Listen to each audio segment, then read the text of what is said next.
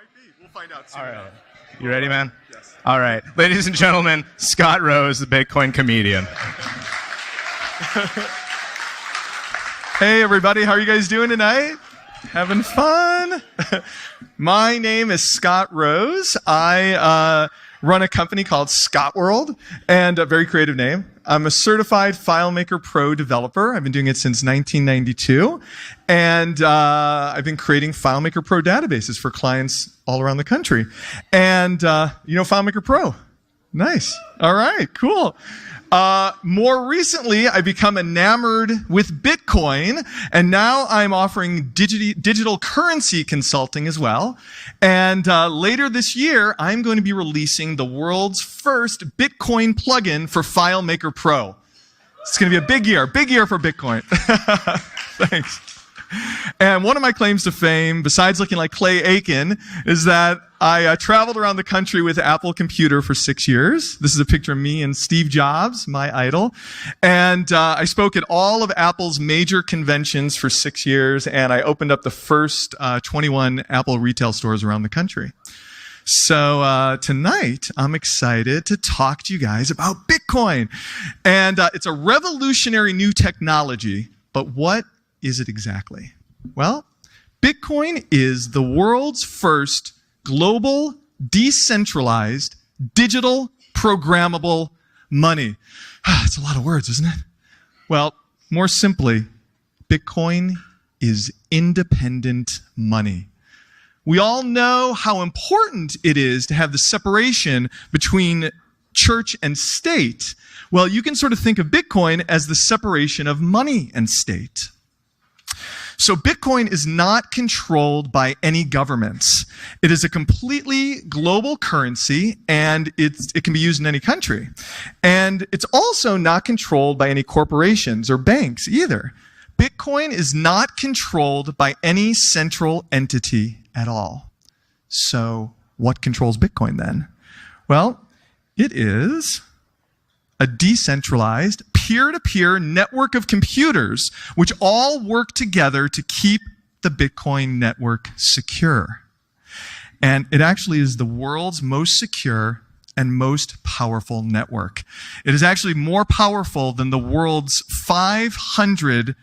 top 500 supercomputers combined.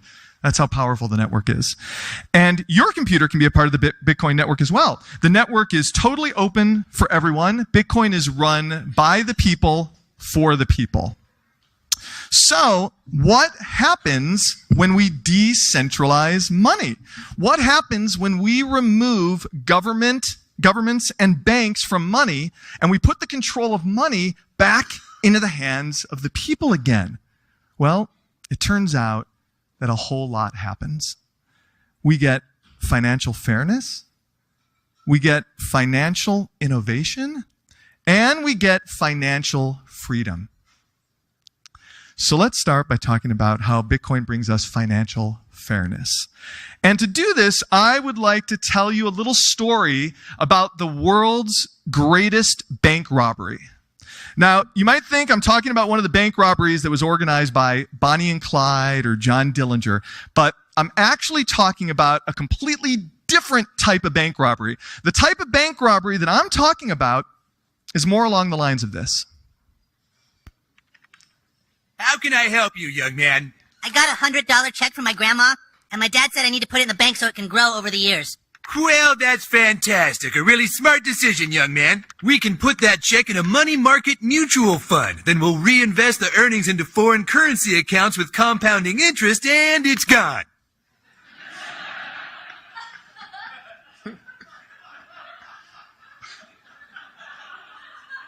What? It's gone. It's all gone. What's all gone? The money in your account. It didn't do too well. It's gone.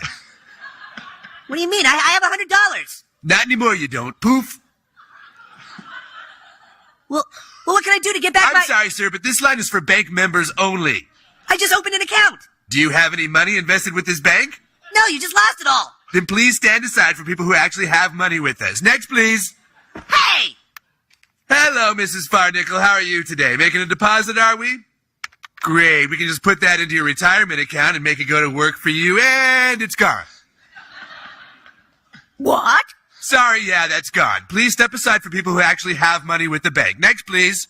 Dad! Hey, I'm trying to teach my son the importance of savings. You already lost his money?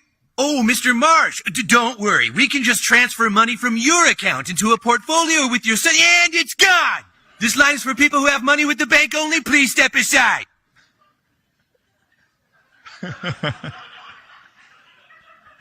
So that's right. The world's greatest bank robbery is that the banks are robbing from us. And they steal from us in dozens of different ways. I don't have time tonight to tell you the 129 ways I documented at home. But one of the sneakiest ways they steal from us is through inflation. Economist John Maynard Keynes said this about inflation. Through inflation, governments can confiscate secretly and unobserved the wealth of their citizens, and it can be done in a manner which not one man in a million is able to diagnose. Now, I don't know about you, but this sounds like a warning to me. But instead of taking this as a warning, our banks and our government took this as an instruction manual on how to control our country's money supply. And so the banks and the Federal Reserve are allowed to print money out of thin air. There's nothing backing the US dollar. The US dollar is no longer backed by gold. Every time a bank gives out a loan to someone, they create the money for that loan out of thin air. Every time the Federal Reserve buys a government bond, they create that money out of thin air. And the more they print, the more it devalues our existing dollars, which we have already earned. Take a look at this chart. This is the purchasing power of the US dollar. And you notice that the purchasing power of the dollar has lost 96% of its value since 1913. If you had $1,000 in 1913, it would only have $40 worth of purchasing power today. Now, sure, your bank account balance, of course, would still say $1,000, but the difference is that in 1913, $1,000 could buy you two brand new automobiles, one for you, one for your spouse. How many brand new cars can you buy today for $1,000? This is about all you can get. So now if you or me were to print money out of thin air, we would get thrown in prison for counterfeiting, but the banks and the Federal Reserve, they're allowed to commit this crime every day. And you might hear the Federal Reserve say that inflation is on target. It's only 3% this year. Well, first of all, that number's a lie, because when they calculate the inflation numbers, they don't include little unimportant things like food and gas. Like who needs food and gas, right? Now, when you do include those things, the real inflation numbers are something like 8 to 10%. But even still, for them to say that inflation is on target is sort of like asking the fox who's guarding the hen house, hey, how's everything going in there? Yeah, chicken attrition's on target. Very good for the fox, not so good for the chickens. We're the chickens, everybody. And that is one of my favorite things about Bitcoin. Your Bitcoins cannot be devalued through inflation. Why? Because Bitcoins cannot be printed out of thin air. There will only be 21 million Bitcoins in circulation. And if that doesn't sound like enough, note that each Bitcoin is divisible down to 8 decimal points. So there are plenty of Bitcoin units to run a global economy. And everybody has to earn Bitcoins equally. You can sell your products and services to earn Bitcoins, like we're selling t-shirts and other merch for Bitcoins tonight. Or you can purchase Bitcoins with money that you've already earned. Or you can earn Bitcoins by becoming a Bitcoin miner. Bitcoin miners are the people who protect the security of the Bitcoin network, and they get Bitcoins in return for that. So that is financial fairness. So now let's chat about how Bitcoin brings us financial innovation. We're here in the year 2015. It's really, truly amazing times. We're living in a global, interconnected, instantaneous society. We can instantly send an email to anyone in the world for free. We can video chat with anyone around the globe from a little supercomputer that lives in our pockets. With one click, we can self-publish a book or a blog article, and anybody on the planet can download it or read it immediately. We can stream live television shows from anywhere, including an airplane. We can get GPS directions from our cars with live traffic updates. We can even witness a revolution instantly through Twitter. Breaking news at the speed of light. But what happens when we need to transfer money to someone else? We're instantly sent back in time. I mean, it's like we have our very own time machine. If you ever wanted to time travel, now you got it. No matter which way we choose to send money to someone, there are tons of problems. And just a few of the problems with sending money is that it's slow, it's expensive, and it's completely insecure. All of these payment methods have different problems. Here, you can just pick and choose your favorite problems from the list. High fees to receive, high fees to send, currency exchange fees, lengthy delays, security issues, privacy issues, fraud, chargebacks, bounce checks, identity verifications, unauthorized charges, minimums, maximums, not available in every country. The list goes on and on. And don't even get me started on credit cards, by the way. How can it be a security code if I'm telling everybody what it is, right? It's ridiculous. And every time you pay with your credit card, you're trusting that the merchant is going to keep all of your personal information safe and secure. We should ask Target and Home Depot how that's going. 100 million customers hacked. All their personal information and all their bank information. And that's actually part of the reason why we have 13 million cases of identity theft every year in America. I mean, identity theft is a real problem that ruins people's lives. And the great news is that Bitcoin solves all of these problems.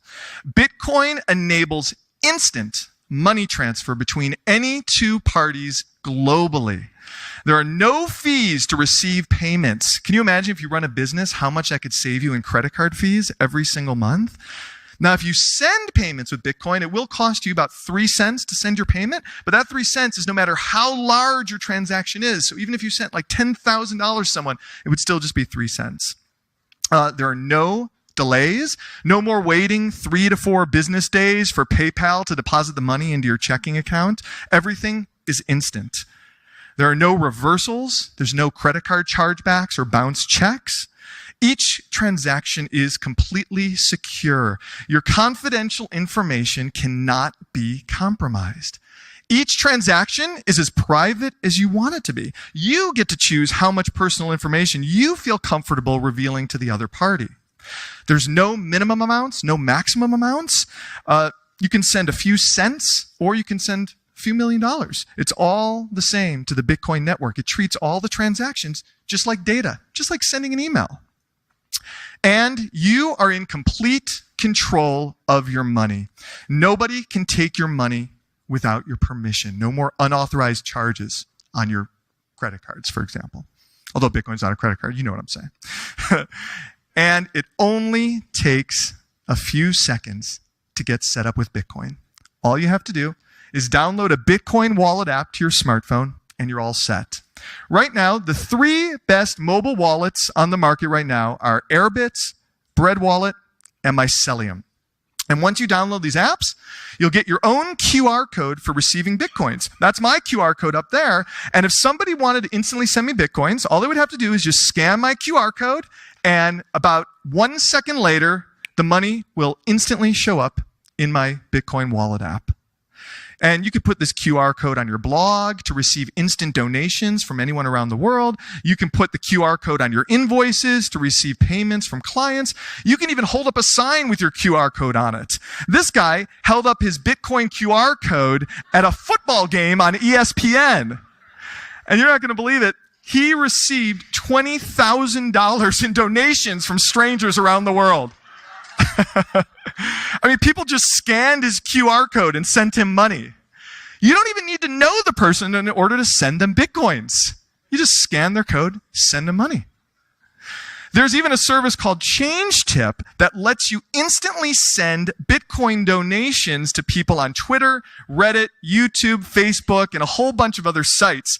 Strangers sending money to each other on the internet instantly with just one tweet or one comment. This was never possible before Bitcoin.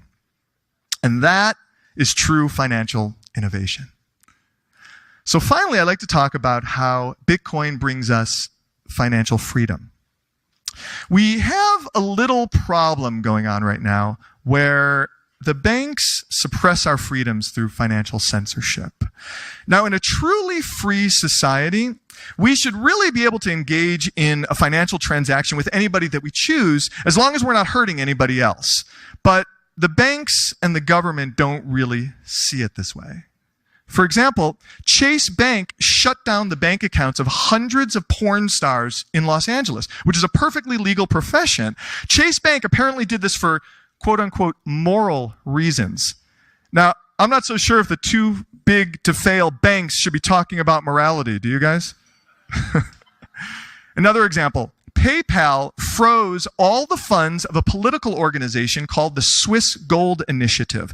The Swiss Gold Initiative was trying to bring back fiscal responsibility to the Swiss National Bank by limiting how much money that they could print out of thin air. It sounded like a good idea to me, but the Swiss National Bank, of course, did not like that idea. They publicly opposed the initiative, and they ordered PayPal to permanently freeze all of their funds. And they can no longer receive any donations, and the initiative failed. Another example of financial censorship, marijuana dispensaries in Colorado. It's completely legal to buy and sell marijuana in Colorado. But the marijuana dispensaries cannot accept credit cards. They can't even open up a bank account because no bank in the entire country will do business with them. Why? Because they're considered a high-risk business. I know, it's super high risk to sell plants from Mother Nature, right? I mean, especially medicinal plants, very, very high risk. And then there's WikiLeaks. There has been a global banking blockade against WikiLeaks since 2010. Now, I personally happen to think that WikiLeaks is one of the more important institutions of our time because, because they use the freedom of the press to expose war crimes, government corruption, unconstitutional spying, and many other atrocities that undermine our individual freedoms. But, of course, the U.S. government doesn't like this very much. So the U.S. government, in cooperation with every bank and every payment processor around the world, blocked all donations to WikiLeaks in an effort to financially strangle them. There was no way to get your money to WikiLeaks. You couldn't even write a check to them because the banks were looking for checks made out to WikiLeaks. The only way that WikiLeaks was able to survive was through Bitcoin donations. WikiLeaks received over $1 million in Bitcoin donations because Bitcoin transactions cannot be censored and they cannot be blocked.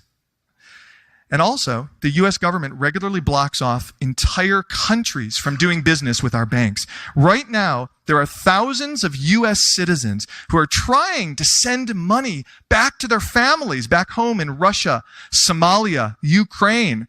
But they can't because our government has prohibited all banks from servicing those countries. Even Western Union is not allowed to service those countries. And Bitcoin is the way around this. These protesters were raising money for Ukraine citizens who had no access to any banking services during the Ukraine Revolution because the banks all stopped servicing Ukraine. The stranded Ukraine citizens had no money for food, water, clothing, blankets, medical services, but strangers from all around the world scanned these QR codes, which were put up on Twitter, and strangers from around the world instantly sent them $15,000 worth of Bitcoins. So Bitcoin brings financial freedom to everyone. Bitcoin is permissionless. You do not need anyone's permission to use Bitcoin. Bitcoin accounts cannot be frozen. Bitcoin transactions cannot be censored or blocked. Bitcoin is open and accessible for everyone to use. You can use Bitcoin whether you're poor, whether you're wealthy, whether you're young, whether you're old, whether you live in a third world country or you live in a first world country. And the Bitcoin network cannot be shut down because it is decentralized. And that is the power of decentralized money. Financial fairness, financial innovation, and financial freedom. And believe it or not, I have just scratched the surface with Bitcoin. Because money is only the first app of the Bitcoin network. Similar to how email was only the very first app of the internet. There is so much more to Bitcoin that goes way beyond money.